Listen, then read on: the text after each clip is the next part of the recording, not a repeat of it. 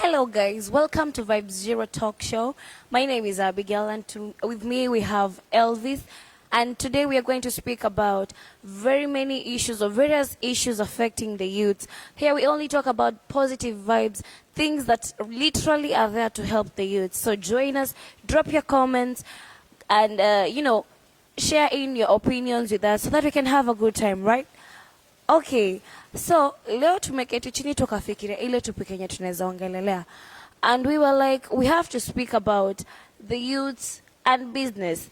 Okay, really, mayouths wengi wanataka kufanya biashara, and after all nowadays kitu yenye inaletea mtu faida kubwa kwa life yake ni kufanya biashara kama mtu. So we were asking ourselves literally ni nini is really affecting youth, and we found out that guys, we need to do a lot of research na mambo na biashara na nini, and because niko na best yangu hapa hivi na ameniambia ameshaikuwa na biashara, nataka pia atuambie tukianza kuongelelea stories za biashara, si ndo, na mambo na mayouth. We ka youth una feel aje about the issue? Okay, so thank you very much.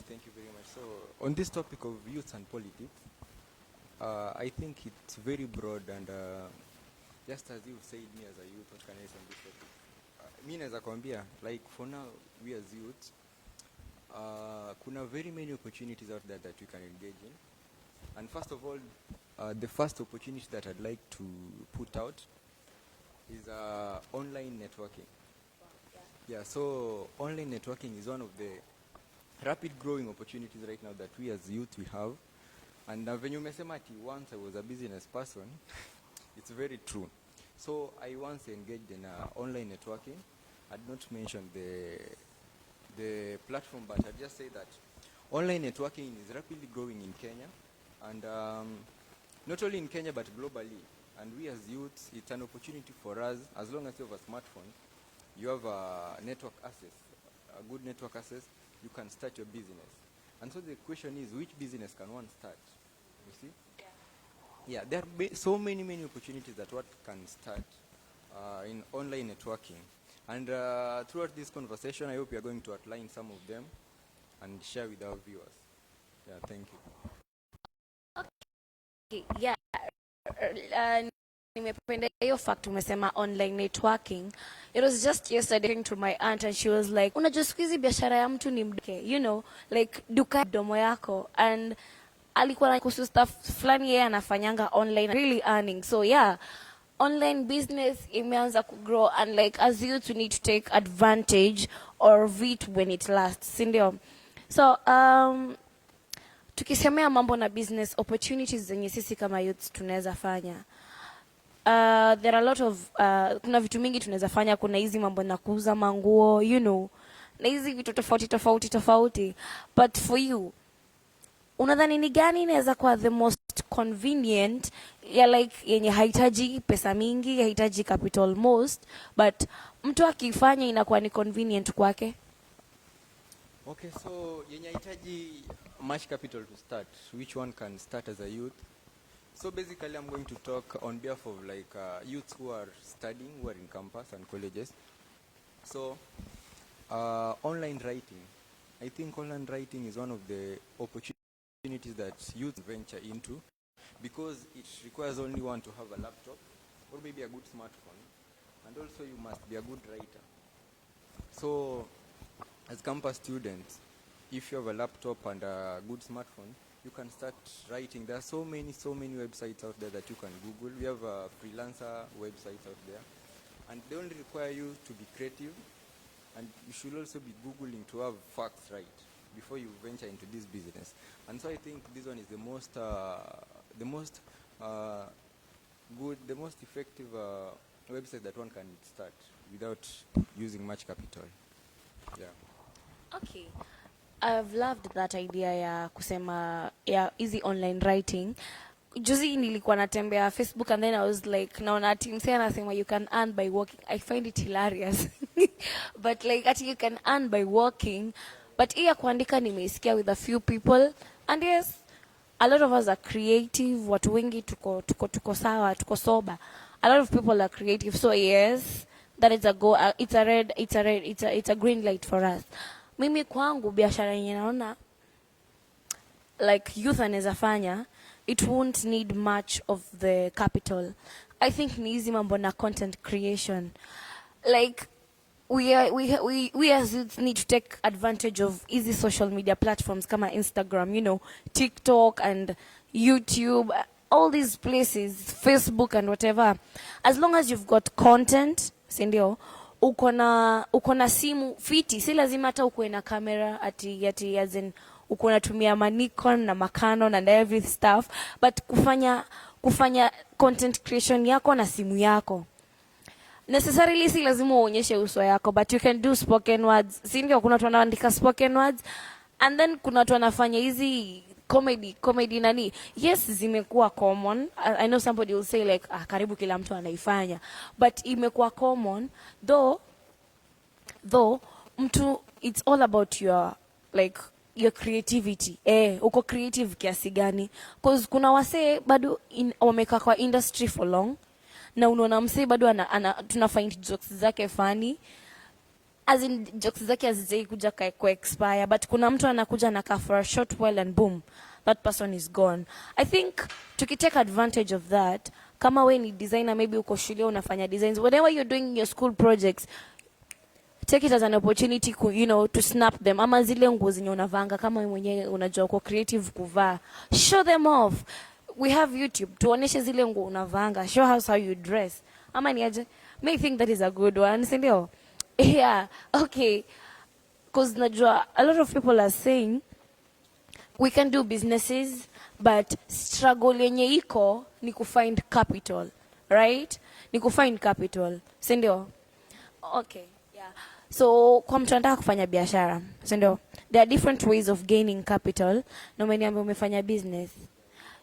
So like ni mbinu ya kupata kama wewe? Okay, so capital is one of the essentials in starting a business, just as you've said. So for me, starting an online networking, I just started by saving some of the pocket money that I was given back in high school. And so also to our campus students and the campus students mostly, you can just start by saving the pocket money that you have. I know it's very difficult because life here is so difficult. Like for currently, the food prices have gone up. Yeah. But you can still manage to save a little cash. Okay? Mm-hmm. Yeah, because for instance, you see, most of the weekend, you see guys go out there to spend money on these things, kukunywa pombe, party, sherehe. So I think bado watu tunaweza tu save. Unaweza chukua tu just some small portion of your money, then you put it aside for the business purposes. And so by time when itakuwa tuna grow, then you can now venture into business. And I think sio lazima iwe capital kubwa sana ndo uanzishe biashara. You can just start by small. Tuseme tu umeanza kusave hivyo kidogo tu. Venye tu umesema, unaweza anzisha tu hata kuuza nguo hizi, nguo za mtumba. Like unaweza enda market, you buy unaweza buy a cloth at 50 bob. Then upeleke students, then you can just sell them at 100. You see, you'll be making a profit. So if you do this continuously, you'll be gaining some more profit. Then you can put the profit aside, then so venture into that business opportunity that you want. Yeah, so that's the point there. Okay, that's a cool idea. That's a cool one. Because, okay, when you're advantages ni when you're Nairobi na tuseme Mombasa juu ya Kongoya na Gikosh. So like, okay, mimi kwangu, I think that is one among the best, as in the best ideas I've ever had saying. Na ingine nilikuwa nimefikiria, by the way, it's all about, kuna hizi mambo na kufundisha watoi.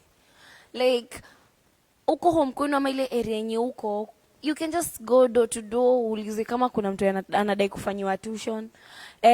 Ama kama kuna, yani mtu anataka kuleta mtoi, like maybe we babysit, hivyo. Ama mtu like, I think we have so many opportunities around. Si lazima like uanzi. Unajua kuna watu wengi wanafikirianga ni kama tukianzisha biz lazima mtu akue like up game. Like ni lazima ufungue kitu yenye kila mtu atabaki ameshtuka, but business ni business, no matter how small it is, ni biashara tu. So ukifanya pole pole I think itakuwa tu fiti. Lakini kuna issue moja inanisumbua. Venye mambo as in venye vitu zinaanza kupanda bei, si ndio?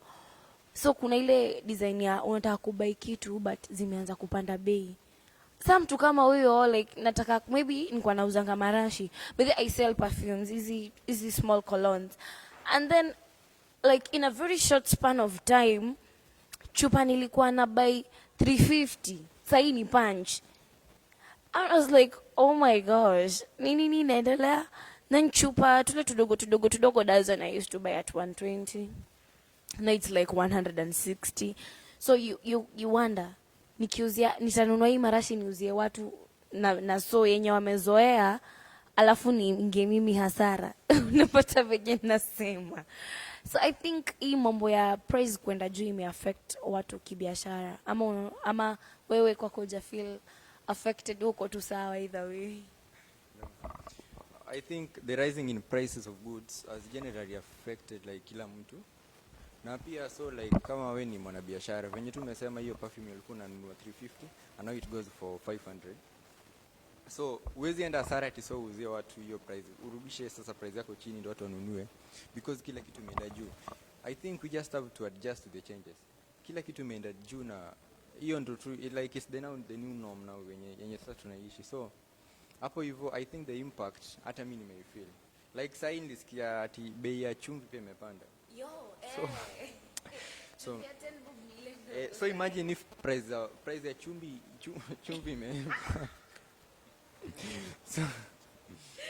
so if imagine price of salt imepanda, si ndio?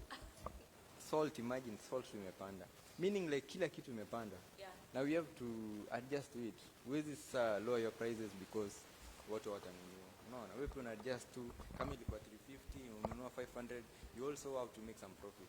Itabidi wewe uweke 600 ama 550, bora tu upate profit. Yeah, so the impact I think is greatly felt. Yeah. Okay. Na kuna issue ya waseku kwa somehow depressed. Like I feel like a lot of youths wamekuwa in a position, mimi nashanganga, unajua kitambo hakukuwa na hizi issues za waseku kunywa pombe venye design yenye youths wasai wanakata maji. Like mimi naona ni kama watu wengi wako depressed and like the only way they think to solve their issues is by kukata maji. But me think hiyo energy msee anatumia kukata maji, ama hiyo ndio umetumia kununua hiyo mzinga ya vodka lita mzima, ama mzinga Jameson mzima, ama mzinga Jack Daniels yote, ambao ni kama kapa 5 hivi. Hiyo pesa mnaweza combine. Tunaweza combine hiyo pesa, si ndio? To invest kwa kitu yenye tunadai. Ama si ndio? Because I understand most students wanapatiwa help. See you come through. So like hiyo pesa mtu amepata, badala ya kwenda kupeleka frustrations zako kwa pombe, I think you can divert that energy from kukua depressed ama frustrated, ukajaribu kuisustain, and then you start thinking of other things like kufanya biashara, si ndio? So like mimi naona issue ya youth kukua depressed na like venye watu wanakunywa sahi, I think it has also affected, like as in venye life iko ime affect youth in a way, because you know nimekuja kurealize sisi wa Kenya ama youth wa Kenya ama generally youth worldwide, like wakati tunaona issues, some of us fear to face them, and badala ya kuziface the only thing we do tunahepa ngori tunaishikisha huku kwa pombe, forgetting that kesho yake utaamka utaface the same issue, right? So mimi advice yangu kwa nyi wase wenye mnatu watch, because we are like winding up, it's like whenever you feel like you're frustrated ama wakati una feel frustrated na una feel ni kama you want to give up, right? And like unaona like prices imego juu, I think it's best time, because kuna msali kwa nasemanga in every calamity comes in an opportunity. So kwa hii design yenye price zimeenda juu, sendo Mbona usifikirie kupigia madhe ushago umwambie mam, nitumanishe ile gunia ya mahindi ikam through huku. Uende usiage mahindi, ukuje uze hiyo unga yenye umesiaga kama dukani wanauza 160. Ukuje uuze kama 140. Like okay, mimi naaminingi biashara ya like kama biashara ya Msomali. Do you know why Somalis prosper in business? Like those guys literally, unapata wewe utaenda kununua mafuta ya salit 3500. Enda kwa Msomali atakuzia 3300. Zake zitaenda mbio, zitaisha. Za mse mwingine mwenye anauza 35 zitakaa for long, right?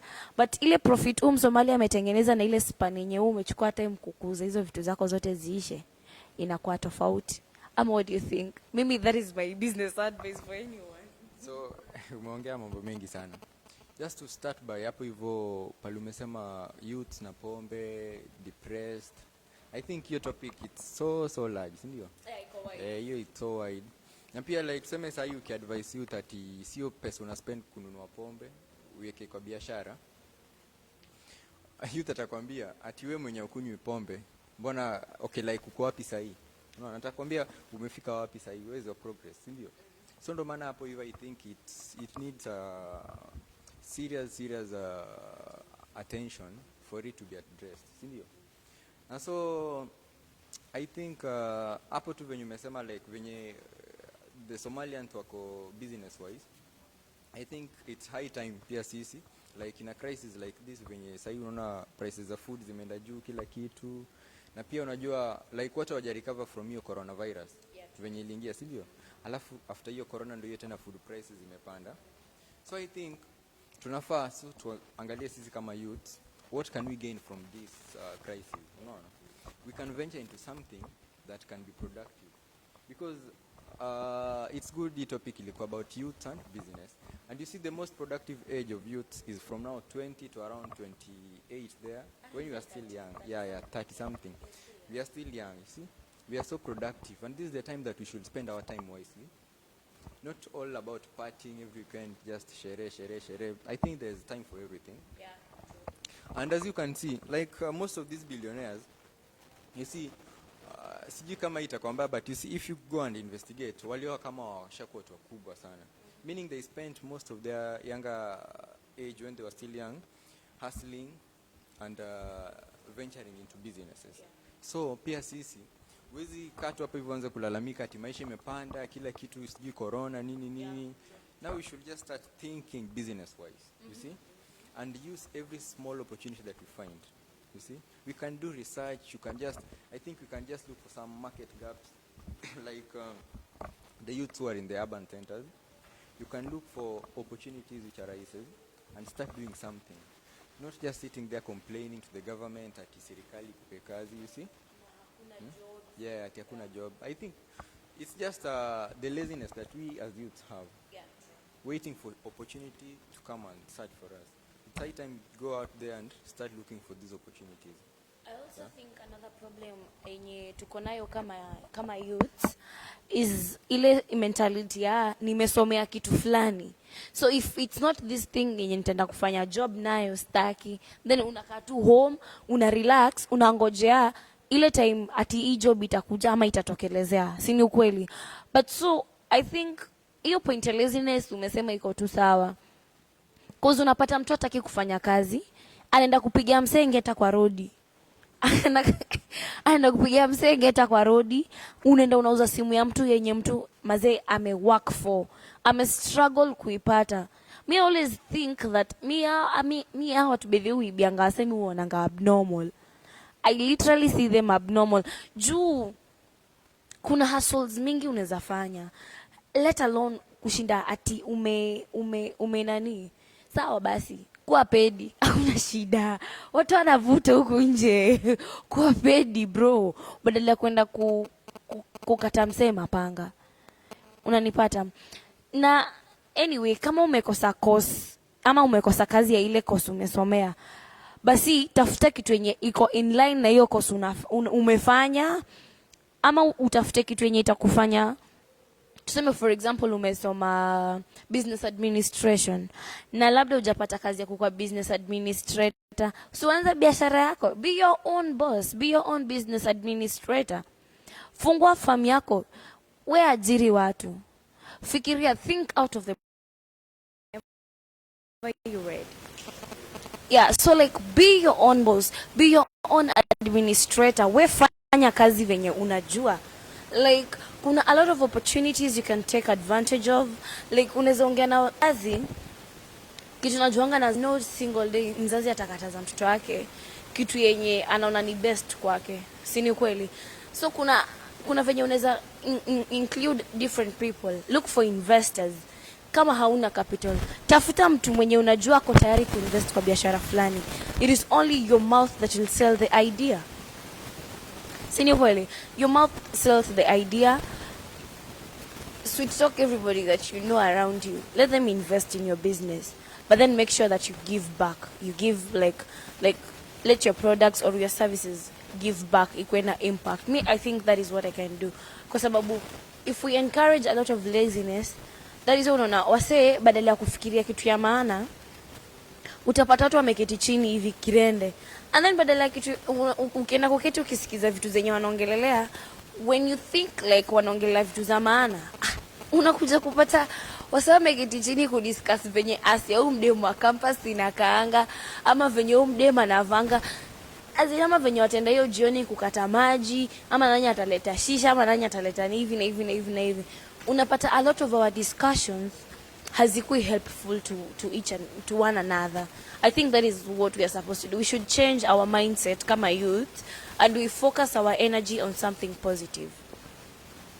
So thank you very much. Thank you. So when you mesema, I think we should change our mentality, the way we think, our perception, the way we view things should be different. Na pia I think the most important thing as a business student, business planning. You see, for you to start a business, you should first sit down, make a plan. You should first write a plan of what do you want to start. You see, what are the resources that you need to start this business. So business planning is so much important as a youth who want to start a business and run it. You see what you start a business today, then tomorrow the business fails. You go back to zero from where you started, right? So you must start by making this your business planning. You find out the resources which will require the capital amount. Okay. You know, when I talk about capital, it does not necessarily mean money, right? Capital, which I mean, to say huh? Yeah, so the capital which I'm trying to mean is it's not a must that iwe ni pesa, right? Unaanza na mayai. Tuseme uko na kuku pale nyumbani, si ndio? Yeah. So mayai unaanza nayo. Tuseme kuku imetaga ndio hizo mayai ziko hapo, si ndio? So unaanza whenever you read. Yeah, so like be your own boss, be your own investors. Kama hauna capital, tafuta mtu mwenye unajua ako tayari kuinvest kwa biashara fulani. It is only your mouth that will sell the idea. Si ni kweli? Your mouth sells the idea. Sweet talk everybody that you know around you. Let them invest in your business. But then make sure that you give back. You give like let your products or your services give back ikuwe na impact. Me, I think that is what I can do. Kwa sababu if we encourage a lot of laziness, that is unaona wasee badala ya kufikiria kitu ya maana utapata watu wameketi chini hivi kirende, and then badala ya kitu ukienda kuketi ukisikiza vitu zenye wanaongelelea, when you think like wanaongelea vitu za maana unakuja kupata wasee wameketi chini kudiscuss venye Asia au mdemu wa campus inakaanga ama venye au mdemu anavanga azima venye watenda hiyo jioni kukata maji ama nani ataleta shisha ama nani ataleta hivi na hivi na hivi na hivi. Unapata a lot of our discussions hazikui helpful to one another. I think that is what we are supposed to do. We should change our mindset kama youth and we focus our energy on something positive. So thank you very much. Thank you. So when you mesema, I think we should change our mentality, the way we think, our perception, the way we view things should be different. Na pia I think the most important thing as a business student, business planning. You see, for you to start a business, you should first sit down, make a plan. You should first write a plan of what do you want to start. You see, what are the resources that you need to start this business. So business planning is so much important as a youth who want to start a business and run it. You see what you start a business today, then tomorrow the business fails. You go back to zero from where you started, right? So you must start by making this your business planning. You find out the resources which will require the capital amount. Okay. You know, when I talk about capital, it does not necessarily mean money, right? Capital, which I mean, to say me, huh? Yeah, so the capital which I'm trying to mean is it's not a must that iwe ni pesa, right? Unaweza anza na mayai. Tuseme uko na kuku pale nyumbani, si ndio? Yeah. So mayai unaweza anza nayo. Tuseme kuku imetaga ndio hizo mayai ziko hapo, si ndio? So unaweza anza na hizo mayai tuseme 2 3 4. You start by boiling them, like say for an egg goes for 20 bob out there, boiled eggs, si ndio? So unaweza anza tu na mayai, then maybe tuseme uko pale nyumbani, si ndio? Unaweza pata avocado, maembe, si ndio? So those can also be some of the capital that you need to start this business rather than the resources, okay?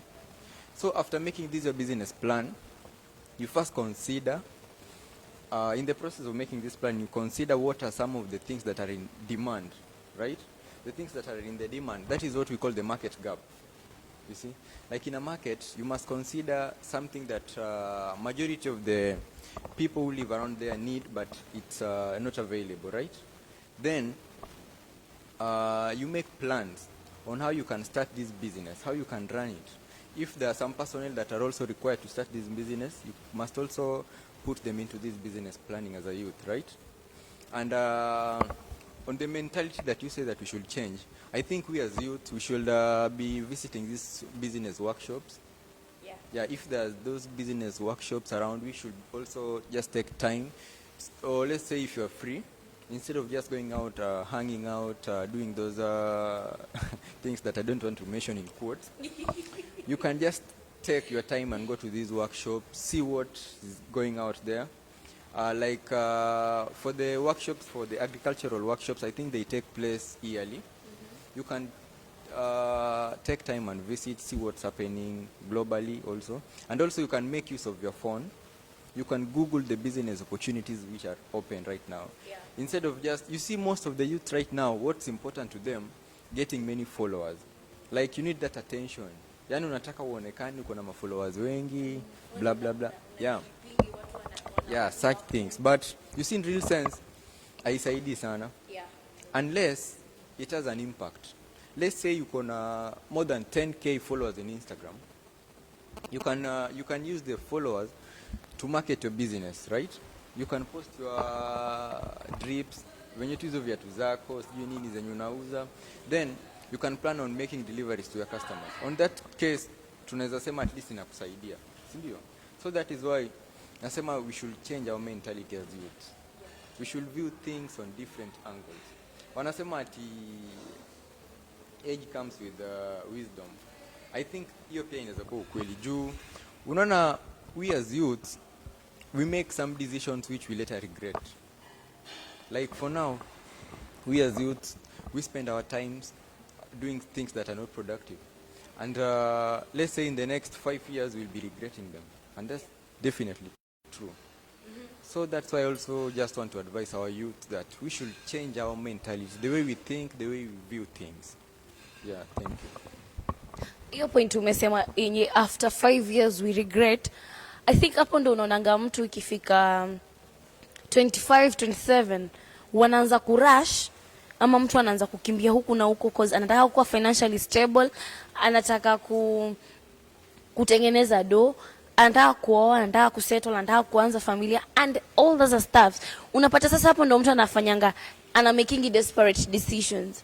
Unapata at that point cause you want to impress ama cause you lost track of time, unaanza kufikiria of very weird solutions. Unapata hapo sasa ndo mtu anaanza kunani kuuza mabangi, ama unapata hapo ndo mtu sasa unaanza kukua corrupt ile kabisa, unauzia watu vitu fake, you know.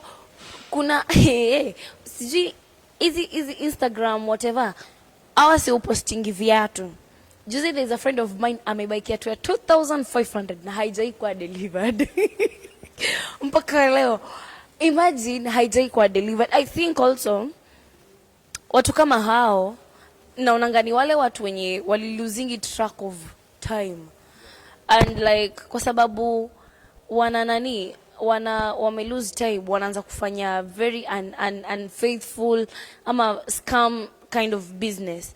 But kama unataka growth, I think the best thing you can do for yourself is to have a business that is honest. Unafaa kuwa honest kwa business yako. Customers wakikuentrust na kitu and like ukiwapea the best of services, jeez, madem naonanga kuna wenye wanajuaga kusonga bila hata kwenda shule kufunzwa. Uko campus, yo, wasichana wa campus tuko desperate kusongwa na pesa kidogo. Like, we, saluni wanasonga na 1500. Mi nisonge na 8 so wene kasta kuletea ma customers. Like, ile 1500 msee wa salon anatengeneza na siku moja. Utaimake na clients wawili, right? Yeye atabaki amelipa msee wa salon. Mi nakusongea kwa hostel room yangu. Umekuja na rasta, umekuja na Kenya, umekuja na I don't even need to do much. Mimi sijaingiza do. Hii story ya madem kutafuta wa baba. Jeez. Unaenda kutafutana na bwana wenyewe, mnaanza kustressiana na mwisho wa siku unaanza kusikia oh sijui mdem fulani aliuawa akawekwa kwa. Kuna dem niliona juzi ameuawa and then akakatwa cutting to pieces akakuwa chopped and then akawekwa kwa suitcase. Na lete imeandikwa chaneni na mabwana za watu. So I'm like, umshani nini alikosa, you know?